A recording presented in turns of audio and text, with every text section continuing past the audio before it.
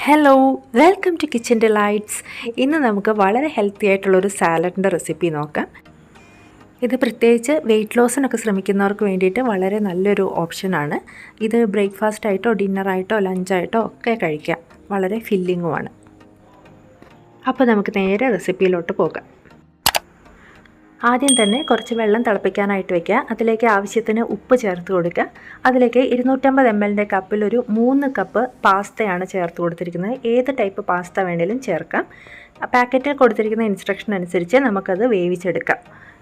Pasta വെന്ത് കഴിഞ്ഞാൽ ഉടനെ തന്നെ ഈ വെള്ളത്തിൽ നിന്ന് കോരി മാറ്റി മറ്റൊരു പാത്രത്തിലേക്ക് വെക്കാം. അതിനുശേഷം ഇത് ഒട്ടി പിടിക്കാതിരിക്കാൻ വേണ്ടിയിട്ട് കുറച്ച് എണ്ണ ഒഴിച്ചു കൊടുക്കുക. ഒലിവ് ഓയിൽ ഉപയോഗിക്കുന്നതാണ് ഏറ്റവും നല്ലത്. അതില്ലെങ്കിൽ മാത്രം നല്ലെണ്ണ ചേർത്ത് കൊടുക്കുക.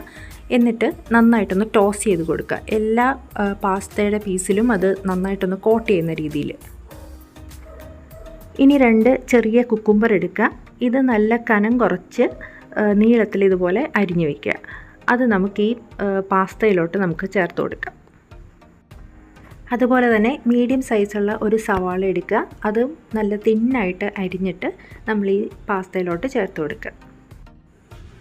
അതേപോലെ 1-2 വലിയ തക്കാളി അകത്തെ കുരുവെല്ലാം കളഞ്ഞതിന് ശേഷം നല്ല തിന്നായിട്ട് അരിഞ്ഞ് ഇതിലേക്ക് ചേർത്ത് കൊടുക്കാം. ഇനി നമ്മൾ ചേർക്കാൻ പോകുന്നത് ഒരു 1.5 കപ്പ് വെള്ളക്കടല ഉപ്പ് മാത്രം ചേർത്ത് കുക്കറിൽ വെച്ച് വേവിച്ച് വെച്ചിരിക്കുന്നതാണ്. ഇനി നമുക്ക് ഈ സാലഡിന് നല്ലൊരു ഡ്രസ്സിങ് തയ്യാറാക്കാം. അതിന് വേണ്ടിയിട്ട് ഒലിവ് ഓയിലാണ് ഏറ്റവും നല്ലത്. അതില്ലെങ്കിൽ മാത്രം നല്ലെണ്ണ എടുക്കുക. അതിലേക്ക് ഒരു 1/2 ടീസ്പൂൺ ഒറിഗാനോ ആണ് ഞാൻ ചേർത്ത് കൊടുത്തത്. അതേപോലെ തന്നെ ഏകദേശം ഒരു 1/2 ടീസ്പൂൺ പാർസ്ലി കൂടി ചേർത്ത് കൊടുക്കുന്നുണ്ട്. ഇറ്റാലിയൻ ഹെർബ്സ് അങ്ങനെ നമുക്ക് മേടിക്കാൻ കിട്ടുമല്ലോ, അതിൽ ഏത് ചേർത്താലും കുഴപ്പമില്ല.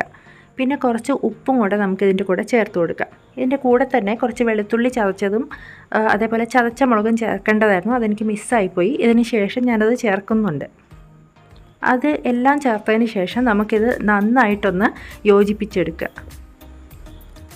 എല്ലാം നന്നായിട്ടൊന്ന് മിക്സ് ചെയ്തതിന് ശേഷം ഉപ്പുണ്ടോ എന്ന് നോക്കുക.